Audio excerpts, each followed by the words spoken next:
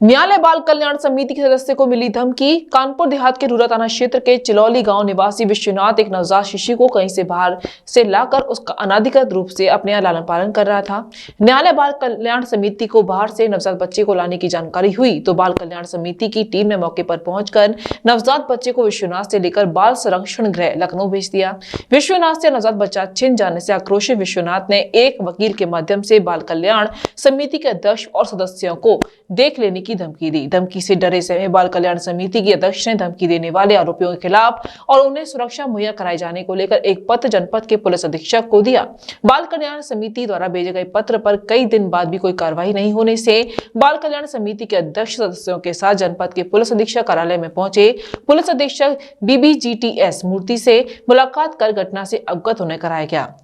SP से मिलने के 2 दिन बीतने के बाद भी पुलिस अधीक्षक द्वारा कोई कार्रवाई नहीं की गई, जिससे बाल कल्याण समिति के अध्यक्ष और सदस्य आगे होने वाली किसी अनहोनी को लेकर डरे सहमे हुए हैं। वहीं आज दबंग द्वारा बाल कल्याण समिति की सदस्य माया कोरी के पति के फोन पर अंजाम भुगतने की धमकी दी गई। वहीं एसपी ऑफिस पहुंची बाल कल्याण समिति के अध्यक्ष और सदस्यों ने अपने को असुरक्षित बताते हुए मीडिया के सामने अपना दुखड़ा रोया।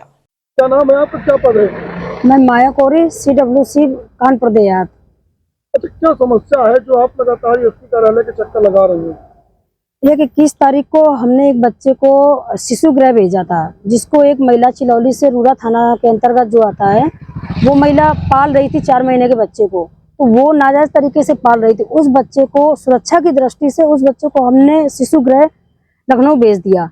तो उस महिला का कहना है कि ये मेरा बच्चा है, मैं, और जबरदस्ती वो पाल रही थी। और जब हमने कहा कि चलो ठीक है, अगर पाल रही हो तो आज रात भर के लिए रख लो और कल हम सब लोग मिलकर इस पर निर्णय करेंगे, तो महिला छत से उस बच्चे को फेंकने का उसने प्रयास किया। कहने लगी जब मेरा नहीं तो किसी और का भी नहीं होने देंगे। तो उस बच्चे को तत्काल में मैंने शिशु गृह लखनऊ भेजा, जो हमें सुरक्षा की दृष्टि से उस बच्चे को बचाना था, हमें तो भेज दिया। फिर उसके बाद इन लोगों ने हमारे फोन नंबर से कई लोगों से धमकी दिलवाई। एक अधिवक्ता है, उसने हमसे कहा कि मैडम मेरे ऑफिस के अंदर घुसकर 21 तारीख को कहने लगा कि आपके साथ मैडम मैं ऐसी घटना करूंगा, आप किसी को मुंह दिखाने लायक नहीं रहेंगे और मैं फर्जी मुकदमों का स्पेशलिस्ट हूँ, मैं इतने मुकदमे लगाऊंगा और आपको मैं जान से मरवा दूंगा, उसने कहा।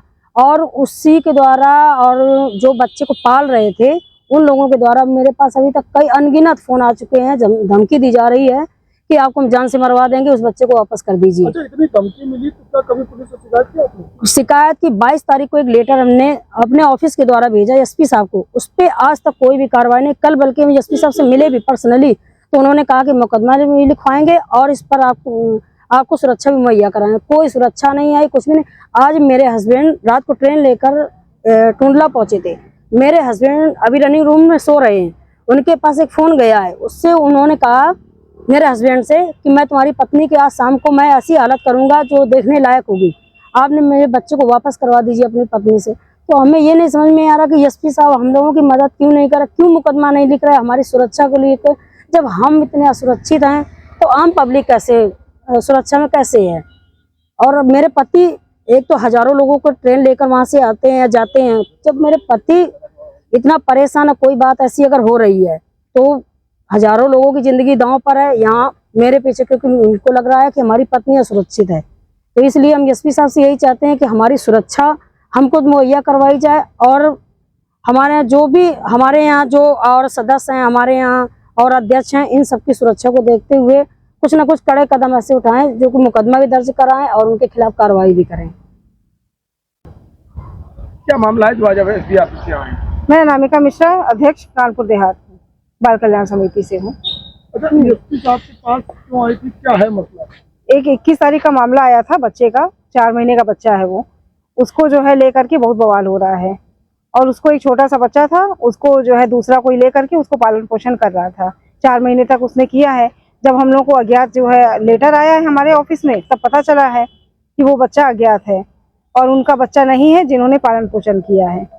तो जो है इसके बारे में इसको हम लोगों ने शिशु गृह भेज दिया लखनऊ। उसके बाद जो है ये बवाल करने लगे ये लोग कि आप लोगों को मरवा देंगे, धमकी देने लगे तरह तरह की। हम लोग एसपी ऑफिस आए, एसपी साहब से मिले, बातचीत की, तो उन्होंने कहा ठीक है हम मुकदमा लिखवा देते हैं, आप लोग को सुरक्षा मिल जाएगी, लेकिन अभी तक कुछ नहीं, कोई कार्रवाई नहीं हुई। कितने दिन हो गए, कितने समय पहले आपने पहली शिकायत की थी? ये 21 तारीख को। और अब तक कोई सुनवाई नहीं? अभी तो शिकायत हम लोगों ने कल ही की है, लेकिन अभी तक कोई जो है सुरक्षा नहीं मिला हम लोगों को। क्या मानती है कि जिस तरीके से आपको ऑफिस में धमकियां भी मिल रही है क्या? हाँ, धमकियां भी मिल रही हैं। और जो है ये मेरी सदस्य है माया कोरी, इनके हस्बैंड को भी धमकी मिली है। तो हस्बैंड को धमकी देने का क्या मतलब है भाई?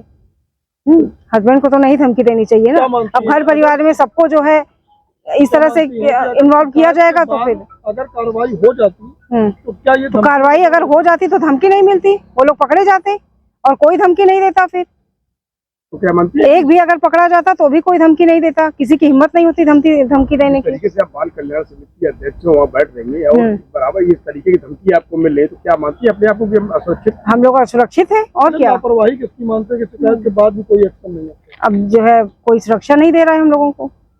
गोपी कृष्ण हॉस्पिटल चिकित्सा के क्षेत्र में मथुरा का अग्रणी हॉस्पिटल एवं पहला टेस्ट ट्यूब बेबी सेंटर है। IVF में 70% सफलता, स्त्री रोग विभाग में high risk delivery, caesarean operation, hysterectomy आदि बेहद अनुभवी एवं क्वालिफाइड लेडी डॉक्टरों द्वारा किए जाते हैं। हड्डी रोग विभाग की एडवांस यूनिट, जहां पर जोड़ प्रत्यारोपण यानी कि घुटना रिप्लेसमेंट, कूल्हा रिप्लेसमेंट, रीढ़ की हड्डी के ऑपरेशन एवं फ्रैक्चर होने पर प्लास्टर, सरिया या प्लेटिंग आदि की सर्जरी की जाती है। हर प्रकार की जनरल सर्जरी एवं दूरबीन विधि से हर प्रकार के लैप्रोस्कोपिक ऑपरेशन, बच्चों के हर प्रकार के रोगों का इलाज। हॉस्पिटल NABH से मान्यता प्राप्त है। मॉड्यूलर OT एवं हाईटेक मशीनों से फिजियोथेरेपी, एम्स दिल्ली एवं CMC बेल्योर द्वारा certified pathology. Gopi Krishna hospital में Ayushman card, ESI card, BSNL के कार्ड, रेलवे के कर्मचारियों के कैशलेस इलाज की सुविधा, लगभग सभी इंश्योरेंस कंपनियां एवं TPI कार्ड धारकों को कैशलेस इलाज की सुविधा।